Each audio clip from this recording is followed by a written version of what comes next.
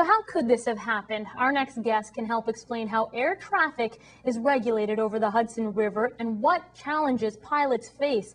Paul Dudley has been a helicopter pilot himself for 20 years. He is the director of the airport in Linden, New Jersey, and he joins me by phone from Southampton, New York. Thanks for being with us, Paul.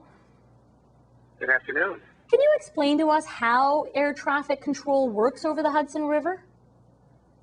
The air traffic control in that particular corridor works the same way it works in about 99% of the low-level airspace in both our countries, which is a thing called see and avoid. It would be the equivalent of when you drive your car, one of the obligations you have is to see other traffic and avoid hitting anybody.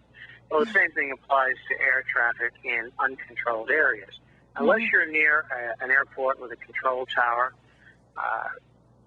the airspace is effectively uncontrolled. Right. So you are required to, just as you are in your car, not hit anything. I'm not sure how you would see behind you, but you've flown this corridor for years. What's it like listening to all the pilots on the radio frequencies? It's very professional, actually, since there are tens of thousands of flights up and down that corridor. The vast majority are flown by professional pilots, the tour operators, the news helicopters, things of that nature. And when you listen, it's actually quite organized conversation. The checkpoints are very clear, and people report, and it's interesting because you'll often hear people since the pilot community is a very small community. What we had here appears to be a situation where the person in the airplane managed to overtake and rear-end the helicopter.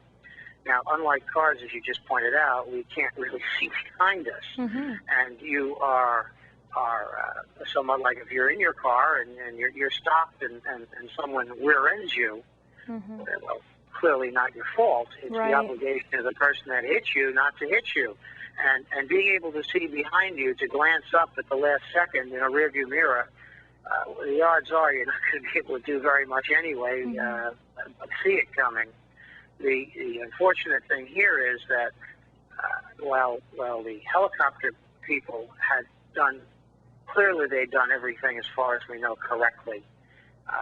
That's no defense against being rear-ended. Just as in a car, you can be struck by someone who runs a stop sign or a traffic signal, and through no fault of your own, you seem to have come to grief. Right. And it sounds like that's what happened, that what we had heard initially from Mayor Bloomberg was that the plane ran into the back end of the helicopter. Now, with regards to regulating the airspace, is there anything that you think could have been done differently here? Well, you look at that, obviously, because of what I do as an airport director, I have a much broader picture than just a cockpit, and we're very, very concerned about all safety issues. We look at this stuff clearly, but one of the things we also look at is trends. The last time there was an accident like this was almost 25 years ago.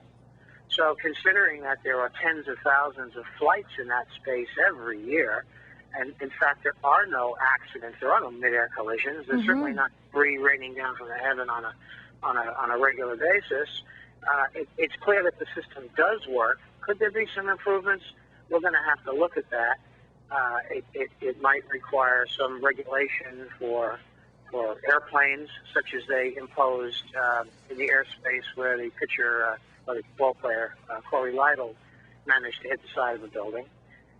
They've done that. It seems that part of the problem may be that for the most part, virtually all helicopters are professionally flown. That's not the case for airplanes.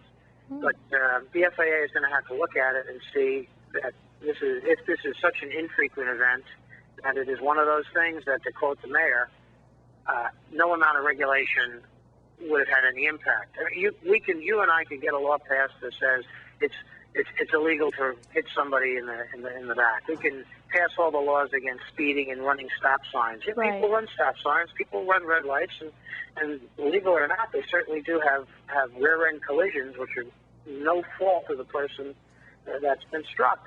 So how much regulation can you do?